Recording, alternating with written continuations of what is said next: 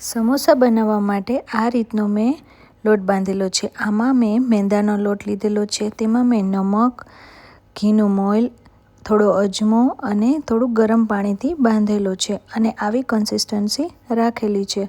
સમોસાનો મસાલો બનાવવા માટે આપણે સૌપ્રથમ પેનમાં તેલ લઈશું. તેલ ગરમ થયા પછી તેમાં આપણે ડુંગળી અને મરચાંને ચોપ કરેલા નાખીશું. ત્યારબાદ થોડું અદરક ચોપ કરીને નાખીશું અને થોડું થવા દઈશું. ત્યાર પછી આપણે લીલા વટાણા જે મેં ફ્રોઝન લીધેલા છે એ નાખીશું અને થોડીવાર થવા દઈશું.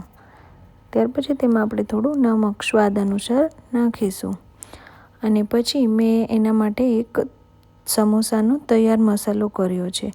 એમાં મેં જીરું, થોડા આખા ધાણા અને વરિયાળી નાખેલી છે. એમને મિક્સી જારમાં થોડું અધકચરું મેં મિક્સ કરી લીધું છે. એ આપણે નાખી થોડું થઈ જાય એટલે આપણે બટેટાને ચોપ કરીને એમાં નાખી દઈશું અને સારી રીતે મેશ કરી લઈશું.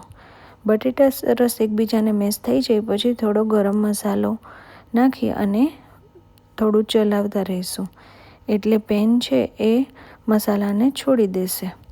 ત્યાર પછી એમાં આપણે થોડું થવા દઈશું અને સ્વાદ પ્રમાણે થોડી ખાંડ નાખીશું અને થોડુંક એમાં મરચું પાવડર નાખીશું. આ રીતે આપણે મસાલો તૈયાર કરી દઈશું અને ગાર્નિશિંગ માટે અને ટેસ્ટ માટે આપણે તેમાં કોથમીર નાખીશું. સમોસાનો લોટ રેસ્ટ થાય ત્યાં સુધી આપણે એમની ચટણી બનાવશું. એમના માટે મેં કુકરમાં આંબલી અને ખજૂરને એક સીટી કરી છે. ત્યાર પછી મેં એમને ગેસ ઉપર મૂકી તેમાં થોડું નમક, ચટણી અને ધાણા જીરું પાવડર નાખ્યું છે. હવે ચટણીને થીક કરવા માટે આપણે એક સિક્રેટ ઇન્ગ્રીડિયન્ટ્સ લઈશું. એ ઇન્ગ્રીડિયન્ટ્સમાં આપણે કોર્નફ્લોર લઈશું. એને નોર્મલ રૂમ ટેમ્પરેચરવાળા પાણીમાં નાખી અને ઘોર બનાવી અને એમાં એડ કરીશું. હવે ચટણીને થોડીવાર થવા દઈશું. ચટણી ઘટ થાય પછી કોથમીર નાખી અને તૈયાર કરેલો લોટ હવે આપણે લઈ અને એમાંથી એક મોટી રોટી વણી અને ચપ્પુ વડે કટ કરી લઈશું. 2 ભાગમાં કટ કર્યા પછી આપણે તૈયાર કરેલો મસાલો છે એ ભરી અને ફરતું પાણીવાળી આંગળી કરી અને સમોસા વાળી લઈશું. આવી જ રીતે આપણે બધા જ સમોસાને વાળીને તૈયાર કરી લઈશું. ત્યાર પછી આપણે એક કઢાઈમાં તેલ મૂકીશું ગરમ કરવા.